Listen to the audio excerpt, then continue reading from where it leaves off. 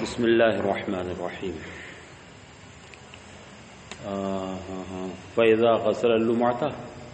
اچھا، اس سے پہلے بات یہ چل رہی تھی کہ اگر کسی کے پاس پانی اتنا پایا اس نے کہ وہ دونوں میں سے ہر ایک کے لیے کافی ہے علی الانفراد، یعنی لمعہ جو باقی رہ گیا تھا حصہ کچھ بدن کا، اس کو بھی دھو سکتا ہے اور وضو بھی کر سکتا ہے، مگر ایک ہی کام کر سکتا ہے. تو کیا کرے اس میں؟ تو کیا کہا گیا تھا؟ لمعے کو دھو لے، ہے نا، اور وضو کے لیے تیمم کر لے. وَإِن كَفَى لِكُلِّ وَاحِدٍ مِّنْهُمَا مُنْفَرِدًا، اگر علی الانفراد ان دونوں میں سے ہر ایک کے لیے کافی ہے تو غسل اللمعۃ، تو لمعہ کو دھو لے. لأن الجنابۃ اغلظ، وجہ کیا بتائی کہ حدث اور جنابت میں جنابت زیادہ غلیظ ہے، یہ زیادہ سخت ناپاکی ہے. فَإِذَا غَسَلَ اللُّمْعَةَ، اب اس نے لمعہ کو دھو لیا، تو وضو تو دونوں کی نہیں تھا نا، علی الانفراد وضو بھی کر سکتا تھا اور لمعہ بھی دھو سکتا تھا. اب اس نے لمعہ دھو لیا تو کیا وضو کا اعادہ کرے گا اس تیمم کا حدث کے لیے یا نہیں؟ تو دو روایتیں اس میں ہیں. فَإِذَا غَسَلَ اللُّمْعَةَ، جب اس نے لمعہ کو دھو لیا تو هل يعيد التيمم للحدث، تو وضو والے تیمم کا اعادہ کرے گا یا نہیں؟ ایک بات ذہن میں آتی نا کہ وضو کے لیے بھی تو تیمم وہ پانی تھا، اتنے پانی پر تو قدرت ہو ہی گئی تھی اسے جو وضو کی نہیں کافی ہو، تو آیا وہ وضو والا تیمم باقی رہے گا یا ناقص ہو جائے گا؟ تو کہتے ہیں کیا اس کا اعادہ کرے گا یا نہیں؟ ففی روایتان، تو اس میں دو روایتیں ہیں. ایک روایت میں ہے اعادہ کرے گا اور ایک میں امام یوسف کی روایت ہے کہ اعادہ نہ کرے، امام محمد کی روایت ہے کہ اعادہ کرے. پھر وَإِن تَيَمَّمَ اولاً، پانی لمعہ کے لیے بھی ہو سکتا ہے وضو کے لیے بھی ہو سکتا ہے، مگر اس نے کیا کیا؟ لمعہ دھو لیا. تو اب وضو والے تیمم کا اعادہ کرے گا یا نہیں؟ ایک تو یہ ہوا. ایک یہ کہ وضو کا اور لمعہ دھونے کے لیے دونوں کے لائق پانی تھا، مگر اس نے ابھی لمعہ نہیں دھویا ہے، پہلے وضو کے تیمم کر لیا حدث والے، اور اس کے بعد لمعہ دھویا. تو ظاہر سی بات جس وقت وہ تیمم کر رہا ہے اس وقت تو پانی موجود ہے نا.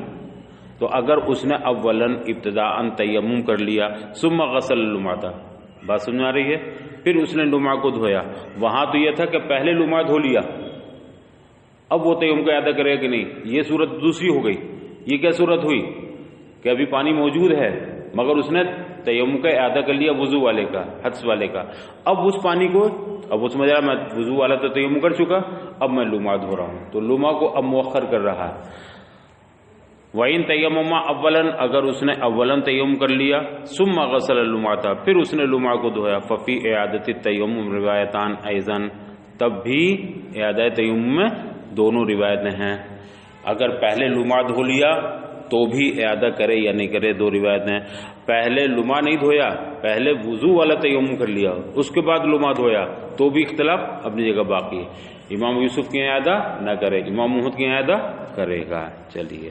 وَإِن صَرَفَ إِلَى الْحَدْثِ انتقضَ تَيَمُّمُ فِي حَقِّ اللُّمْعَةِ، اور اگر اس نے اس پانی کو حدث میں استعمال کر لیا، دونوں میں سے کسی میں استعمال کر سکتا تھا تو قائم میں استعمال کر لیا، اس نے لمعہ نہیں دھویا بلکہ وضو کر لیا اس نے، تو حدث والے میں اگر پانی استعمال کر لیا تو انتقض تیمم فی حق اللمعۃ، تو حق لمعہ میں اس کا تیمم ٹوٹ جائے گا. اب اس کے تیمم کا اعادہ کرے گا بے اتفاقی روایتان. وہاں تو اختلاف ہو گیا کہ اگر پہلے لمعہ دھو لیا تو اب وضو والے تیمم کا اعادہ کرے گا یا نہیں کرے گا، لیکن پہلے اس نے کیا کر لیا؟ وضو کر لیا، تو اب اس کے تیمم کے اعادے میں اتفاق ہے، دونوں کے نزدیک کہتے ہیں کہ اعادہ کرے گا. تو حق لمعہ میں وہ تیمم کرے گا بے اتفاق روایتاً. ھذا اذا تیمم من للحدثین تیمما واحدا، ہم نے جو یہ اختلاف بتایا یہ اس صورت میں ہے جبکہ اس نے دونوں حدثوں کے لیے ایک تیمم کیا. ایک تیمم دونوں حدثوں کے لیے جائز ہے کہ نہیں؟ دونوں کی نیت سے اگر ایک تیمم کر لے تو دونوں کا کام کرے، جنابت کا بھی اور حدث کا بھی. جب اس نے دونوں حدثوں کے لیے ایک تیمم کیا، اما اذا تیمم للجنابت، لیکن جب وہ پہلے جنابت کے لیے تیمم کر چکا، یہ جنابت وہی ہے جس میں لمعہ باقی رہ گیا ہے. اب جب لمعہ باقی رہ گیا تو غسل تو مکمل ہوا نہیں، تو کیا حکم ہوا؟ بس ہے تیمم کرے. اب اس نے تیمم کر لیا تو یہ کون سا تیمم ہوا؟ لمعہ باقی رہنے کی وجہ سے تیمم کیا اس نے، جنابت والا یا حدث والا؟ جنابت والا. اب اس نے جنابت والا تیمم کر لیا. ثم احدث، پھر اسے حدث لاحق ہوا. مثلا اس سے استنجا کر لیا تو جنابت والا تیمم کر چکا ہے، لیکن اب پھر اس نے استنجا کر لیا یا پھر خود یہ ہو گیا تو اب حدث لاحق ہو گیا، تو اب کیا کیا اس نے؟ فتیمم للحدث، اب اس نے حدث کے لیے تیمم کیا، تو دو تیمم ہو گئے نا، جنابت کا الگ ہو گیا اور حدث کا الگ ہو گیا۔ ثم وجد الماء، اس کے بعد اس نے پانی پایا، مگر وہ پانی بھی کتنا پایا؟ علی انفراد دونوں کی نہیں کافی ہے، غسل لما کی نہیں بھی ہو سکتا ہے وہ، اور وضو کی نہیں بھی ہو سکتا ہے، لیکن تیمم اس نے ایک کیا یا دو کیے؟ پہلا والا جو اختلاف تھا وہ تیمم واحد والی صورت میں تھا، اور یہاں اختلاف کون سی صورت میں ہے؟ جبکہ دونوں کی الگ الگ تیمم کر چکا ہے، غسل لما نہیں ہو پایا تھا، تیمم کر لیا اس نے، اور وہ حدث لاحق ہو گیا تھا، حدث لاحق ہونے کے بعد پھر اس نے وضو کا تیمم کر لیا، تو الگ الگ تیمم ہے۔ ثم وجد الماء، پھر اس کے بعد اس نے پانی پایا، فقضى في الوجه المذکورہ، تو اس میں بھی ویسے ہی اختلاف ہے جو مذکورہ وجہ میں تھا، یعنی پانی اگر اس نے پایا تو کتنا پایا؟ اگر دونوں کی نہیں کافی ہوگا تو دونوں کرے، غسل لمعہ بھی کرے لمعہ اور وضو بھی کرے، دونوں کی نہیں کافی نہیں، صرف ایک کپ پانی ملا، نہ لمعے کی نہیں کافی ہے نہ وضو کی نہیں کافی ہے، تو دونوں کا تیمم باقی، نہ جنابت والا نہ ٹوٹے گا اور نہ وضو والا۔ لیکن علل تعین ایک کے لیے کافی ہے، تو جس کی نہیں کافی ہے اس میں استعمال کرے گا، اور اگر علل انفراد دونوں کی نہیں کافی ہے تو وہی کہ یہ ایک میں استعمال کر لے، دوسرے کی نہیں تیمم کر لے گا۔ وَإِن تَيَمَّمَ لِلْجَنَابَةِ، اور اگر اس نے جنابت کے لیے تیمم کیا، ثُمَّ أَحْدَثَ، پھر اسے حدث لاحق ہو گیا، وَلَمْ يَتَيَمَّمْ لِلْحَدثِ، لیکن اس نے حدث کے لیے تیمم نہیں کیا، جنابت کے لیے تیمم کر لیا ہے، ٹھیک ہے، اور پھر حدث لاحق ہوا ہے مگر اس نے حدث کا تیمم نہیں کیا، فَوَجَدَ الْمَاءَ، اب اس نے پانی پایا، فَإِن كَفَى لُمْعَةً، اگر یہ پانی جس نے پایا ہے لمعہ کی نہیں کافی ہے، ٹھیک ہے، تو والوضو، اور وضو دونوں کی نہیں، لمعہ اور وضو دونوں کی نہیں کافی ہے، تو فظاہر، تو بالکل واضح ہے بات، کسی نے لا کے ایک بالٹی پانی دے دیا، اب لمعہ باقی رہ گیا، آرام سے لمعہ بھی دھو لے گا وہ اور وضو بھی کر لے گا، تو ظاہر سی بات ہے کہ دونوں کا تیمم ساقط ہو جائے گا، ناقص ہو جائے گا، جنابت والا بھی اور حدث والا بھی۔ اگر دونوں کی نہیں کافی ہے تب تو بات بالکل ظاہر ہے، وَإِن لَمْ يَكْفِ لِأَحَدٍ، اور اگر دونوں میں سے کسی ایک کی نہیں بھی کافی نہیں ہے، پانی ملا اسے مگر ایک کپ پانی ملا، آدھا کپ پانی ملا، کسی کی نہیں کافی نہیں، تو لا ينتقض تیممہ، تو کسی کا بھی تیمم نہیں ٹوٹا، نہ جنابت کا نہ حدث کا، فَيَسْتَعْمِلُ الْمَاءَ فِي الْوُمْعَةِ، لیکن وہ پانی جو اس نے پایا ہے وہ کس میں استعمال کر لے؟ بھائی آدھا کپ پانی لا کے دیا، یار میں اس میں کیا کروں، نہ تو میری کمر دھل پائے گی نہ وضو ہو پائے گا، تو اسے واپس نہ کرے کہ جاؤ لے جاؤ، بلکہ جتنی ہو سکے کم سے کم پاکی تو اس سے حاصل ہو جائے گی کچھ، تو لمعہ میں استعمال کر لے، وہ جتنا بھی ہو سکے، پوری کمر 1 فٹ باقی رہ گئی تھی، آدھا فٹ دھل سکتی تو آدھا فٹ دھو لے، اب آدھی رہ جائے گی نا، تو کچھ نہ کچھ تو جنابت کم ہوگی، اور اگر وہ کسی ایک کی نہیں بھی کافی نہیں تو تیمم کسی کو بھی نہیں ٹوٹے گا، فَيَسْتَعْمِلُ الْمَاءَ فِي الْوُمْعَةِ، لیکن پانی کو استعمال کرے گا غسل لمعہ میں، تقلیلا للجنابت، کیوں؟ کچھ تو جنابت کم ہوگی نا، ہاں پہلے دونوں کونیاں رہ گئی تھیں، اب 2 کونیوں کی نہیں چاہیے تھا، لمعہ ہے 2 کونیاں، اب اتنا پانی ملے گا تو 1 کونی دھل سکتی ہے، تو 1 ہی دھو لے کم سے کم، کچھ تو جنابت کم ہو جائے گی۔ تقلیل الجنابت وَيَتَيَمَّمَ لِلْحَدثِ، اور یہ تیمم کرے گا کس کے لیے؟ حدث کے لیے، پانی تو دونوں میں سے کسی کے لیے بھی کافی نہیں تھا، تو غسل لمعہ کے لیے جتنا بھی ہو سکتا تھا تقلیل جنابت کے طور پر اس نے استعمال کر لیا، اب حدث کے لیے وضو کرے گا۔ وَإِن كَفَى اللُّمْعَةَ لِلْوُضُوءِ، اور اگر وہ پانی کافی ہے لمعہ کے لیے وضو کے لیے نہیں، تو انتقض تیممہ، تو اس کا تیمم ٹوٹ جائے گا، کس کے حق میں؟ جنابت کے حق میں، لمعہ کی نہیں کافی ہے تو لمعہ دھو لے، تیمم ٹوٹ گیا، ہاں تو انتقض تیمم، تو اس کا وہ تیمم جاتا رہے گا۔ وَيَغْسُلُ اللُّمْعَةَ، اور کیا کرے گا یہ؟ لمعہ کو دھوئے گا، وَتَيَمَّمَ لِلْحَدثِ، اور تیمم کے لیے وہ حدث کے لیے تیمم کرے گا۔ وَإِن كَفَى لِلْوُضُوءِ لَا لِلْمَعَةِ، اور اگر پانی صرف وضو کے لیے کافی ہے کہ لمعہ کے لیے نہیں، یہ بھی ہو سکتا ہے کہ لمعہ اتنا بڑا حصہ تھا کہ اس کے لیے بڑا پورا پانی چاہیے تھا، مثلا اتنا حصہ رہ گیا، پورا سر بھی رہ گیا، کمر بھی رہ گئی، یہ بھی سب پورا، اس میں اتنا پانی چاہیے، اس سے کم پانی میں وضو ہو جائے گا، تو اتنا پانی مل گیا جو وضو کی نہیں تو کافی ہے مگر غسل لمعہ کی نہیں کافی نہیں ہے، تو کیا کرے گا؟ وضو کرے گا، اور غسل لما کا تیمم کر لے گا. وَإِن كَفَى اللُّمْعَ، اور اگر یہ لمعہ کے لیے تو کافی ہے پانی، وضو کے لیے کافی نہیں ہے تو اس کا تیمم ٹوٹ جائے گا. وَيَغْسِلُ الْمَاءَ، اور لمعہ دھوئے گا. وَتَيَمَّمُ لِلْحَدْثِ، حدث میں تیمم کرے. وَإِن كَفَى لِلْوُضُوءِ، اور اگر یہ وضو کے لیے کافی ہے، لمعہ کے لیے کافی نہیں ہے تو فَتَيَمَّمُهُ بَاقٍ، تو اس کا وہ تیمم باقی رہے گا. کون سا والا؟ جنابت والا باقی رہے گا. وضو کے لیے تو کافی تھا پانی، وضو کر لے گا. وَعَلَيْهِ الْوُضُوءُ، اور اس پر وضو کرنا واجب ہوگا. وَإِن كَفَى لِكُلِّ وَاحِدٍ مُنْفَرِدًا، اور اگر علی الانفراد دونوں کی نہیں کافی ہے، لمعہ کی نہیں بھی اور وضو کی نہیں بھی، تو یصرفہ الا اللمعہ علی الانفراد، یا تو لمعہ ہی دھو سکتا ہے اور یا وضو ہی کر سکتا ہے. تو کیا کرے گا؟ کس میں خرچ کرے پانی؟ یصرفہ الی اللمعہ، کیونکہ وہ جنابت اغلظ ہے حدث کے مقابلے میں، تو وہ پانی کو غسل لمعہ میں خرچ کرے. وَتَيَمَّمَ لِلْحَدثِ، اور حدث کے لیے تیمم کر لے. ایک طرف جنابت ہے ایک طرف حدث ہے، تو کس کو دفع کرے؟ پہلے جنابت کو. فَإِن تَوَضَّأَ بِهِ جَازَ، لیکن اس نے لمعہ نہ دھویا، چاہیے کیا تھا اسے؟ لمعہ دھونا، کہ وہ اغلظ ہے، لیکن اس نے وہ نہ دھو کر کے وضو کر لیا تو بھی جائز ہے. دونوں میں سے ہر ایک نہیں کافی تھا، لیکن چاہیے یہ تھا کہ اسے وہ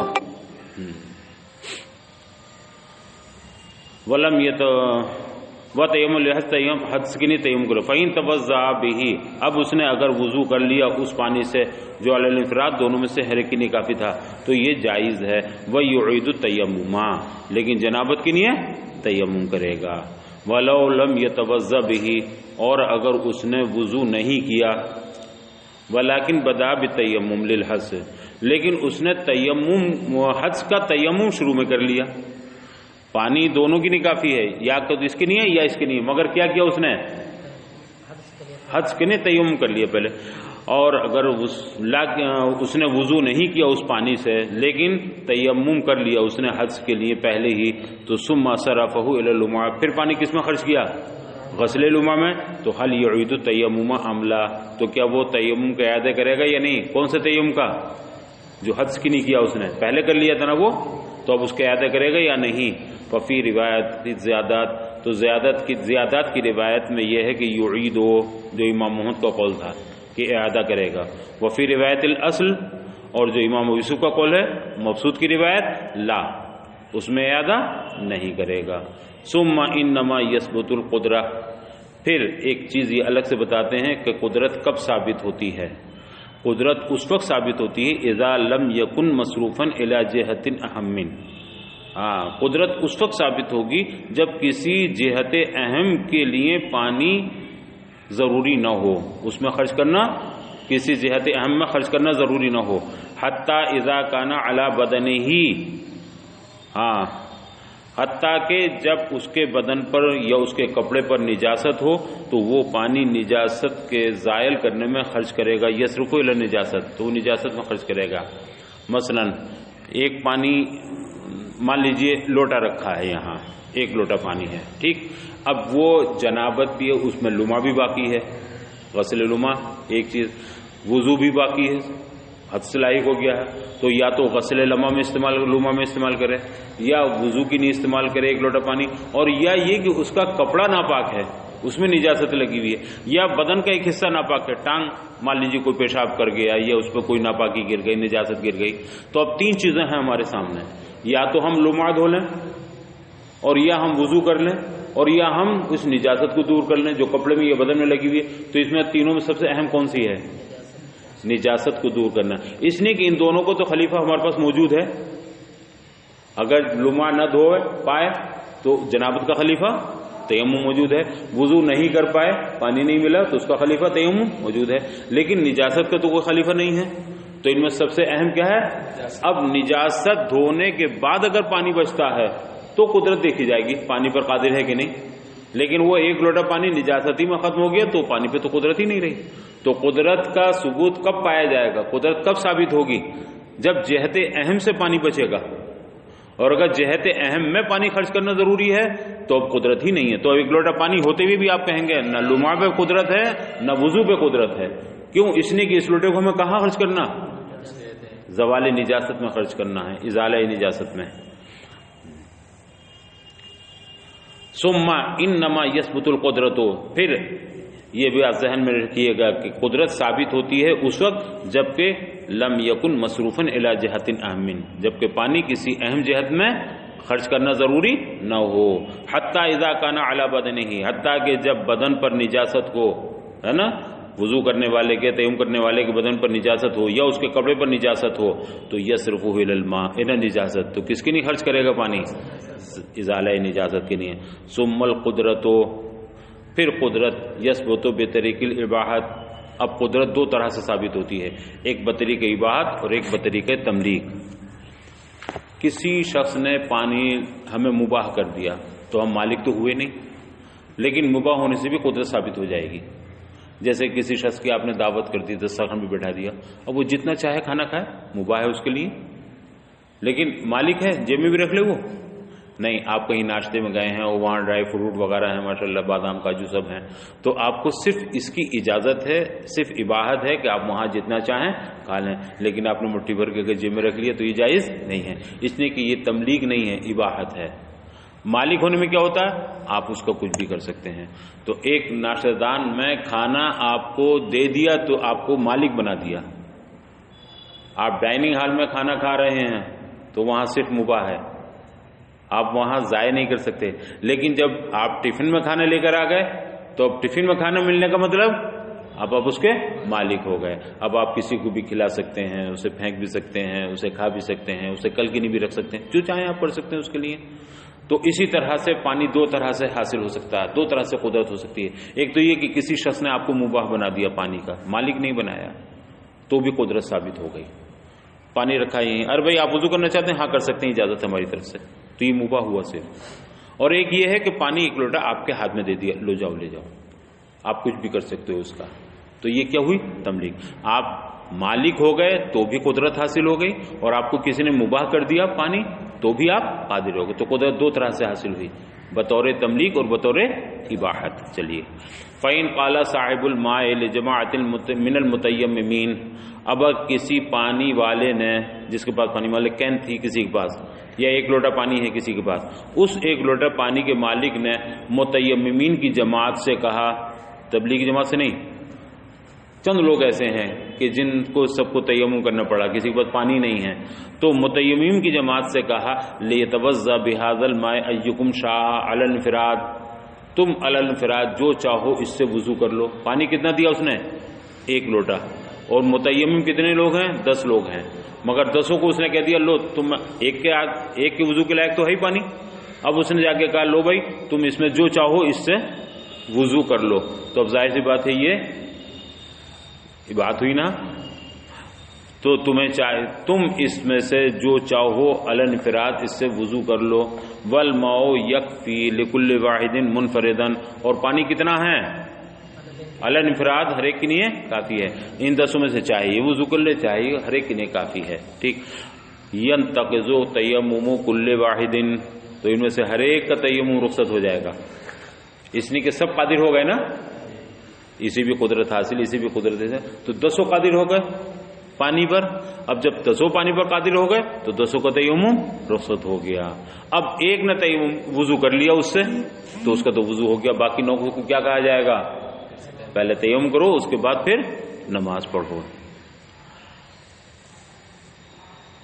تو ینتقض تیمم کل واحد، ہر ایک کا تیمم ناقض ہو جائے گا۔ فاذا توضأ به واحد، اب اگر اس ایک لوٹا پانی سے ایک شخص نے وضو کر لیا تو یعید الباقون، تو یہ باقی جتنے ہوں گے یہ سب تیمم کا اعادہ کریں گے۔ یتیمم لثبوت القدرت لکل واحد علی الانفراد، اس لیے کہ علی الانفراد یہ 10 کے 10 پانی پر قادر ہو گئے تھے، اور پانی پر قدرت ہی تیمم کو ختم کر دیتی ہے، ساقط کر دیتی ہے۔ واما اذا قال، لیکن جب پانی کے مالک نے یہ کہا ھذا الماء لکم، یہ پانی تمہارا ہے، تم اس کے مالک ہو، اس نے مباح نہیں کیا بلکہ پانی کا، اور کتنا پانی تھا؟ ایک لوٹا پانی، ایک لوٹا پانی مطلب 1 لیٹر پانی تھا۔ اب 1 لیٹر پانی 10 لوگوں سے جا کے کہا تم 10 اس کے مالک ہو، تو مالک ہو جائیں گے کہ نہیں 10؟ جب 10 قبضہ کر لیں گے تو مالک ہو جائیں گے۔ اب اس نے مالک بنا کے کہا کہ ھذا لکم ھذا الماء لکم، یہ پانی تمہارے لیے ہے، تم اس کے مالک ہو، وقبضوا، اور 10 نے قبضہ بھی کر لیا، تو ملکیت تام ہو گئی۔ لا ينتقض تیممہم، تو ان میں سے کسی کا بھی تیمم نہیں ٹوٹے گا۔ پانی وہی ایک لوٹا ہے، پہلے وہ مباح کر رہا تھا تو 10 کا تیمم گیا، اب اس نے 10 کو مالک بنا دیا تو کسی کا نہیں گیا۔ کیوں؟ اس لیے کہ وہ 10 مالک ہو گئے، ہے نا، اور جب 10 مالک ہوئے ہیں تو غیر منقسم پانی کے، غیر تقسیم شدہ پانی کے ہیں، تو جب 10 مالک ہو گئے اور 1 لیٹر پانی ہے تو 10 100 گرام کے مالک ہوئے، 10 100 گرام۔ اب 100 گرام میں کسی کا بھی وضو نہیں ہو سکتا، تو مالک تو ہوئے، قادر تو ہوئے، مگر اتنے پانی پر قادر نہیں ہوئے جو اس کی طہارت کی نہیں کافی ہو، لہذا کسی کے بھی تیمم نہیں ٹوٹے گا۔ لیکن جب پانی کے مالک نے کہا یہ پانی تمہارے لیے ہے اور سب نے قبضہ بھی کر لیا، تو لا ينتقض تیممہم، تو ان میں سے کسی کا تیمم نہ ٹوٹے گا۔ ہاں اگر سب نے ایک کو کہہ دیا لو بھائی یار تم کر لو، ایک کا تو وضو ہو جائے کم سے کم، تو جس کو سب نے دے دیا اس کا تو وضو ہو جائے گا، باقی 9 کا تیمم ٹوٹے گا نہیں، کسی کا بھی نہیں ٹوٹے گا۔ تیمم تو اس کا بھی نہیں ٹوٹا تھا لیکن دے دیا کہ چلو ٹھیک ہے۔ اب جب سب نے مالک بنا دیا تو پورے 1 لیٹر کا مالک ہو گیا نا وہ، اب تیمم اس کا جاتا رہے گا۔ اما عندہما، کسی کا تیمم نہیں ٹوٹے گا، یہ امام صاحب کا بھی قول ہے اور صاحبین کا بھی قول ہے، تو اس میں تو اتفاق ہے کہ تیمم نہیں ٹوٹے گا، مگر علت میں اختلاف ہو گیا۔ صاحبین کی یہاں علت اور ہے اور امام صاحب کی یہاں علت اور ہے۔ صاحبین کی علت کیا ہے؟ صاحبین فرماتے ہیں لأن ہبۃ المشاع یوجب الملک علی سبیل الاشتراک، صاحبین فرماتے ہیں کہ ہبہ مشاع یہ علی سبیل الاشتراک ملکیت کو واجب کرتی ہے، بر سبیل الاشتراک، مشترک طور پر سب کی ملکیت ثابت ہو گئی۔ جیسے ہی 1 لیٹر پانی 10 لوگوں کو اس نے مالک بنایا تو 10 مالک ہو گئے، کتنے حصے کے؟ 100 گرام کے، تو ملکیت علی الاشتراک، علی سبیل الاشتراک ثابت ہو گئی 10 کی، تو 200 مالک ہو گئے، مگر اتنے کے مالک ہوئے کہ جو ان کی نکافی نہیں ہے۔ فَيَمْلِكُ كُلُّ واحد، لہذا ہر ایک ان کا مالک ہو گیا، مگر کتنی مقدار کا؟ مقداراً لا یکفی ہے، اتنی مقدار کا مالک ہوا جو اس کی طہارت کی نکافی نہیں ہے، وضو کی نکافی نہیں۔ وَأَمَّا عِنْدَ أَبِي حَنِیفَةَ، لیکن امام صاحب کیوں فرماتے ہیں کسی کا تیمم نہیں ٹوٹا؟ اس کی وجہ وہ کہتے ہیں ان کے ہاں اصح یہ ہے کہ انہ یبقى علی ملک الواہب، وہ کہتے ہیں جب پانی غیر، یہ ہبہ مشاع جو غیر تقسیم شدہ، مشاع اسے کہتے ہیں جو ابھی تقسیم نہ ہوا ہو، اور اس کی بھی 2 قسمیں ہوتی ہیں، ایک یہ کہ تقسیم کے بعد وہ چیز قابل انتفاع رہے گی یا قابل انتفاع نہیں رہے گی۔ اگر قابل انتفاع رہتی ہے تو اس کا ہبہ تو ان کے ہاں درست ہوگا، امام صاحب کے ہاں۔ قابل انتفاع نہیں رہتی ہے، قابل انتفاع نہیں رہتی ہے تو ہبہ درست، قابل انتفاع ہو جاتی ہے تو ہبہ درست نہیں ہوگا مشاع کا۔ مثلا کسی نے موبائل 10 آدمی کو ہبہ کر دیا، تو یہ موبائل ایسا ہے کہ اگر اسے ہم تقسیم کرتے ہیں تو کسی کے بھی کام کا نہیں رہے گا، ہم اس کے اتنے ٹکڑے کر کے دے دیں، 10 کام کریں گے تھوڑا تھوڑا سا، نہیں، یہ ٹوٹنے کے بعد بیکار ہو جائے گا۔ قلم ہے، کسی نے ہبہ دے دی کسی کو، 10 لوگوں کو 1 قلم ہبہ، تو مالک تو ہو جائیں گے وہ، لیکن یہ ایک ایسی چیز ہے کہ اگر اسے ہم تقسیم کرتے ہیں 10 کو تو قلم کسی کے بھی کام کا نہیں رہے گا ٹوٹنے کے بعد۔ تو جس چیز کو ہبہ کیا گیا ہے، جس چیز کو ہبہ کرنے کی دیکھا جائے گا کہ وہ چیز کیسی ہے، قابل تقسیم ہونے کے بعد قابل نفع ہے کہ نہیں۔ اگر قابل نفع نہیں ہے تب تو ملکیت اس میں ہو جائے گی 10 کی، اور قابل انتفاع ہے تو نہیں ہوگا۔ سنیں فَيَمْلِكُ كُلَّ، وَأَمَّا عِنْدَ أَبِي حَنِیفَةَ، لیکن امام صاحب کے نزدیک صحیح تر یہ ہے کہ انہ یبقی علی ملک الواہب، کہ یہ کس کی ملکیت پر باقی رہے گا؟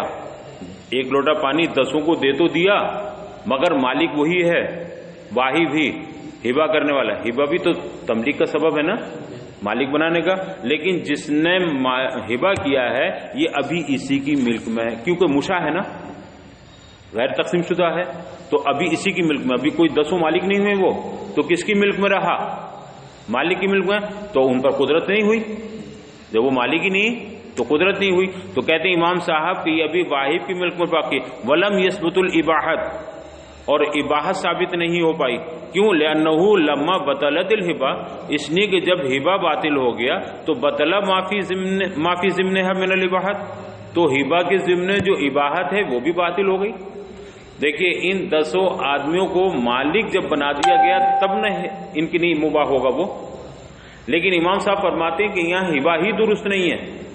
100 گرام پانی سب کے کام کا ہے کہ نہیں؟ ایسے نہیں کسی کام کا نہ ہو.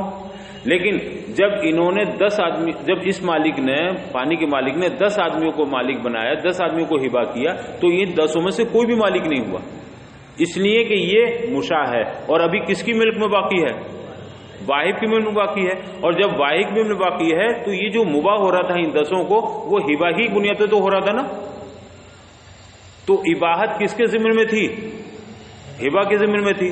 اور ہبا ہی باطل تو اباحت بھی باطل. اور جب مباح ہی نہیں ہوا ان کے لیے تو قدرت کہاں سے ثابت ہوگی؟ اور جب قدرت ثابت نہیں ہوئی تو تیمم ٹوٹے گا؟ 10 میں کسی کا بھی نہیں ٹوٹا. تو امام صاحب کے یہاں چونکہ اباحت نہیں پائی گئی. اور اباحت کیوں نہیں پائی گئی؟ ہبا درست نہیں، اور ہبا ہی کے ضمن میں اباحت تھی. تو جب اباحت نہیں تو کوئی بھی مالک نہیں بنا. تو امام صاحب کے یہاں بھی کسی کا تیمم نہیں ٹوٹا، اور صاحبین کے یہاں بھی نہیں ٹوٹا. مگر ان کی علت کیا ہے؟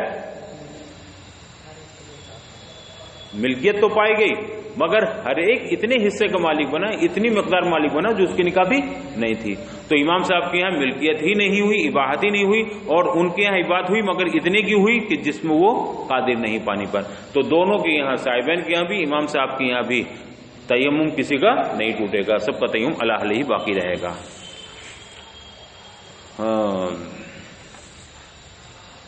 ثم ان اباحوا، پھر اگر ان 10 نے مل کر یا 9 نے مل کر کسی ایک کو بعینہ ہی مباح کر دیا. ثم ان اباحوا واحدا بعینہ، پھر ان سب نے مل کر کے کسی ایک کو، اپنے درمیان میں سے کسی ایک کو مباح کر دیا، بعینہ ہی کسی ایک متعین شخص کو، تو ینتقض تیممہ، تو اس ایک کا تیمم کیا ہو جائے گا؟ ٹوٹ جائے گا. عندہما، حضرات صاحبین نے. کیوں؟ اس لیے کہ مالک ہو چکے تھے اپنے اپنے حصے کے، اور جب مالک ہو گئے تھے تو ان کا مالک بنانا کسی کو درست ہے، لہذا اس کو تیمم جاتا. لیکن لا عندہ، امام صاحب کے نزدیک، امام صاحب کہتے ہیں کہ یہ خود مالک ہی نہیں بنے تو مالک کیسے بنائیں گے؟ بھائی میں کسی چیز کا مالک ہوں گا تب نہ تمہیں مالک بنا سکتا ہوں، اور جو میری ہی نہیں ہے وہ چیز، میں ہی مالک نہیں تو میں کیسے مالک بنا دوں کسی. تو امام صاحب کے یہاں یہ ہبا صحیح نہیں تھا، باطل تھا. کیوں؟ مشاع کا ہبا تھا، اور ہبا مشاع ان کے یہاں باطل ہے. لیکن امام صاحب کے نزدیک نہیں. لأنہ لما لم یملکوہ، اس لیے کہ جب یہ 10 کے 10 مالک ہی نہیں ہوئے، کس کے نزدیک؟ امام صاحب کے نزدیک. تو لا یصح اباحتہم، تو ان کا اس کو مباح کر دینا بھی صحیح نہ ہوگا. مالک بن جاتے تب نہ کسی کو مباح کرتے. لا ردتہ حتی اذا تیمم المسلمون ثم ارتد نعوذ باللہ من ثم اسلم یصح صلاتہ بذلک التیمم. نواقض تیمم کی بات چل رہی ہے، تو پانی پر قادر ہو جانا یہ تیمم کی نہیں ہے، ناقض ہے، تیمم ٹوٹ جائے. لیکن لا ردتہ، مگر ارتداد ناقض تیمم نہیں ہے. اگر کسی مسلمان نے تیمم کیا تو تیمم سے ہی درست بالکل، لیکن معاذ اللہ ثم معاذ اللہ، 1000 بار معاذ اللہ، پھر اس نے ارتداد کر لیا، مرتد ہو گیا وہ معاذ اللہ. مرتد ہونے کے بعد 5 ہی منٹ کے بعد اسے ہوش آیا اور سنبھالا اس نے، بھائی میں نے یہ کیا کر ڈالا. کسی نے توجہ دلائی، تم نے یہ کلمہ بکائی تو کلمہ کفر ہے، مرتد ہو گئے. یا خود ہی اسے اس پر احساس ہوا اور فوری اس نے کلمہ پڑھ کے تجدید ایمان کر لیا. تو ارتداد کے بعد اب پھر مسلمان ہو گیا 5 منٹ بعد ہی، اور اس درمیان کوئی چیز ناقض تیمم نہیں پائی گئی ہے، تو وہ تیمم اس کا باقی رہے گا، ہے نا. حتی اذا تیمم المسلم، یہاں تک کہ جب کسی مسلمان نے تیمم کیا، ثم ارتد، پھر اس کے بعد وہ معاذ اللہ نعوذ باللہ من ذالک مرتد ہو گیا، ثم اسلم، اور پھر وہ اسلام لے آیا، تو یصح صلاتہ، تو اس کا نماز پڑھنا اسی تیمم سے جائز ہوگا کہ ردت ناقض تیمم نہیں ہے. وَنُودِبَ لِرَاجِهِ اے لِرَاجِ الْمَاءِ أَن يُؤَخِّرَ صَلَاتَهُ آخِرَ الْوَقْت.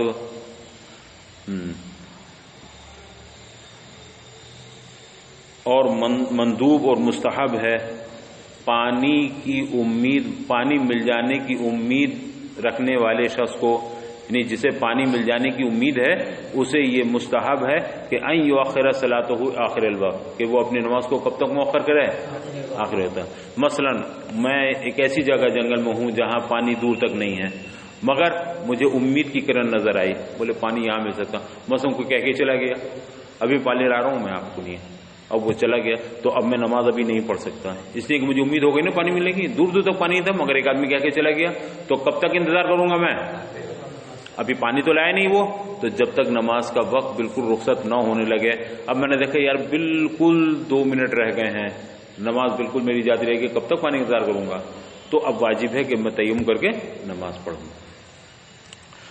تو مندوب ہے پانی کی امید رکھنے والے شخص کو، کیا مندوب ہے؟ کہ وہ اپنی نماز کو آخر وقت تک مؤخر کرے۔ فلو، یہ مندوب کہا، واجب نہیں ہے، پانی دور تک نہیں ہے نا۔ اب کہیں سے نظر آئے یار ادھر پرندے ورندے نظر آ رہے ہیں، لگتا ہے پانی وہاں ہے کہیں، تو دیکھ لے، اگر اسے امید آ رہی مگر پانی نہیں ملا اور دور تک، یا رات کا اتنا ٹائم ہے کہ پانی کا نہیں دور تک نظر ہی نہیں آ رہا، تو تھوڑا بیٹھے رہے، ہو سکتا ہے کوئی لے کے آ جائے، ہو سکتا ہے کوئی مسافر گزرتا ہو اس کے پاس پانی ہو، مجھ سے مانگوں گا مل جائے گا پانی، تو رو کے رکھے۔ لیکن اگر اس نے انتظار نہ کیا اور پانی دور دور تک ہے بھی نہیں اس کے پاس، تو تیمم کر نماز اگر پڑھ لی تو نماز ہو جائے گی، اعادے کی ضرورت نہیں ہے، بس مستحب ہے۔ فلو صلی بالتیمم فی اول الوقت، لہذا ایسا شخص جس کے پاس پانی نہیں ہے نا، اس نے اگر اول وقت میں تیمم کر کے نماز پڑھ لی، ثم وجد الماء، پھر اس نے پانی پایا، کسی نے لا کے دے دیا پانی، اب نماز پڑھ چکا ہے، والوقت باقین، اور وقت بھی باقی ہے، تو لا یعید الصلاۃ، تو نماز کا اعادہ نہ کرے گا۔ وَيَجِبُ طَلَبُهُ قَدْرَ غَلْبَةٍ، اور واجب ہے متیمم کے اوپر، جو تیمم کرنے جا رہا ہے اس پر واجب ہے کہ ایک غلبہ کی مقدار وہ پانی تلاش کرے، لو ظنہ قریبا، اگر ایک غلبے کی مقدار برابر اسے امید ہو اور ظن غالب ہو کہ پانی اتنا قریب ہوگا ایک غلبے کی مقدار، تو اس پر واجب ہے کہ وہ اس تلاش کرے۔ وَإِلَّا فَلَا، اور اگر وہ امید نہیں رکھتا ہے ایک غلبے کی برابر بھی، ظن غالب نہیں ہے، تو اس پر تلاش کرنا واجب نہیں ہے۔ جی کہتے ہیں الغلبۃ مقدار 300 ذراعین الی 400، غلبہ 300 ہاتھ سے لے کر 400 ہاتھ کی مقدار تک کو کہتے ہیں۔ ہو سکتا ہے میں کہیں ایسی جگہ ہوں جہاں پانی نہیں ہے، مگر اچانک میں نے دیکھا کہ پرندے اڑ کے آ رہے ہیں اور وہ دیکھ رہے ہیں پانی اڑتے ہوئے انہیں، تو اندازہ ہوا کہ یار یہاں اس کمرے کو تالاب والاب ہے یا کہیں پانی وانی ہے، یہ پرندے اتر کے آ رہے ہیں، تو اگر اسے اندازہ یہ ہے کہ یہ ایک غلبے کے اندر، غلبہ کتنا 300 ہاتھ سے لے کر 400 ہاتھ تک، تو جا کر واجب ہے کہ وہ تلاش کرے۔ اب وہاں گیا تو پانی دور تک نہیں ہے، تو تیمم کر کے نماز پڑھ لے گا۔ ہو سکتا ہے اس غالب گمان میں پانی وہاں نظر ہی آ جائے تو وضو کر کے، یا کہیں آبادی میں ہے پانی نہیں ہے اس کے پاس، مگر آبادی میں امید ہوتی ہے نا یار اس کے گھر میں ٹوٹی ہوگی، اس میں نل ہوگا، اس میں ہینڈ پمپ ہوگا، وہاں کنواں ہوگا، آبادی میں تو پانی ملتا ہی ہے، تو اتنی دور تک وہ تلاش کرنے جائے، کتنی دور تک؟ ایک غلبہ کی مقدار، یعنی 300 ہاتھ سے لے کر کے، یہ 1 میل نہیں ہوا، یہ 1 میل کا 10واں حصہ ہوا، 3500 ہاتھ سے لے کر کے 4000 ہاتھ تک 1 میل، تو اتنی مدت کے اندر، اتنی مسافت میں اگر اسے امید ہے کہ پانی مل جاتا ہے، غالب گمان اس کا ہے، تو واجب ہے کہ تلاش کرے، اگر نہ پائے وہ تو پھر تیمم کر نماز پڑھ لے گا۔ یہ نہیں کہ پانی یار نہیں ہے چلو تیمم کر کے پڑھ لیتے ہیں، نہیں نہیں ابھی نہیں، دیکھ لو تھوڑا تلاش کر لو، اچھا چلو بس اسے پورا کر لو۔ اور پانی کا ایک غلبے کی مقدار برابر پانی کا تلاش کرنا واجب ہے، اگر اس کے ظن غالب ہو، اتنے پانی قریب ہونے کا ظن غالب ہو، وَإِلَّا فَلَا، اور اگر اتنے قریب ہونے کا ظن غالب نہ ہو تو تلاش کرنا واجب نہیں ہے۔ غلبہ کہتے ہیں 300 ہاتھ سے لے کر 400 ہاتھ کی مقدار تک، اور امام ابو یوسف رحمۃ اللہ علیہ سے یہ مروی ہے، ان سے روایت ہے کہ أَنَّهُ إِذَا كَانَ الْمَاءُ بِحَيْثُ، وہ یہ کہتے ہیں کہ اگر پانی اتنی دوری پر ہے کہ لو ذهب الیہ، اگر یہ اس پانی تک جاتا ہے، وتوضا، اور پھر وضو کرتا ہے، تو تذهب القافلہ، تو قافلہ رخصت ہو جائے گا، چلا جائے گا قافلہ، وتغیب عن بصرہ، اور اس کی نگاہوں سے اوجھل ہو جائے گا، دیکھنا بند ہو جائے گا، تو کان بعیدا، تو اتنا فاصلہ اس کے حق میں کیا ہے؟ بعید ہے، یعنی یہ سمجھیے پانی اب قریب نہیں ہے، پانی بہت دور ہے، تو جاز لہ تیمم، تو اب اس کے لیے تیمم جائز ہوگا. قال صاحب المحیط، صاحب محیط فرماتے ہیں ھذا حسن جدا، یہ بہت عمدہ بات انہوں نے کہی ہے کہ یہ دیکھا جائے گا کہ پانی اگر میں جاتا ہوں وضو کر کے آتا ہوں تو قافلہ میرے ساتھ نہیں. مان لیجئے کوئی آپ گاڑی ہے، اب ساری گاڑی چھوٹ جائے گی، بس چھوٹ جائے گی، ٹرین چھوٹ جائے گی، وضو کرنے جاؤں گا. اب ٹرین چھوٹ جانے کے بعد تو بڑی مشکل ہو جائے گی، بڑی پریشانی ہو جائے گی. یا کوئی قافلہ ہے، اب تو اتنی دقتیں نہیں ہیں، دشواری نہیں ہے، پہلے بہت دشواری تھی، قافلے ہی سے تمام آسانیاں ہوتی تھیں، اور قافلہ چلا گیا تو تنہا رہ جائے گا، لٹنے کا اس کا اس کا تمام خطرہ اسے ہوگا. تو ایسی صورت میں بہتر یہ ہے کہ اگر پانی اتنا دور ہے کہ جائے گا وضو کرے گا اور قافلہ چلائے گا تو اس کے حق میں وہ پانی قریب نہیں بلکہ بعید ہے، تیمم کر کے نماز پڑھ لے گا. اور اگر اتنی دور نہیں ہے، دیکھ رہا پانی یہی ہے بالکل، ابھی گیا جھٹ وضو کیا اور وضو کر کے ابھی قافلے کے ساتھ ہوگی، زیادہ تر تھوڑا وہاں تک جائے گا، دوڑ کے چلا جاؤں گا، تو اس کے حق میں بعید نہیں ہوگا وہ.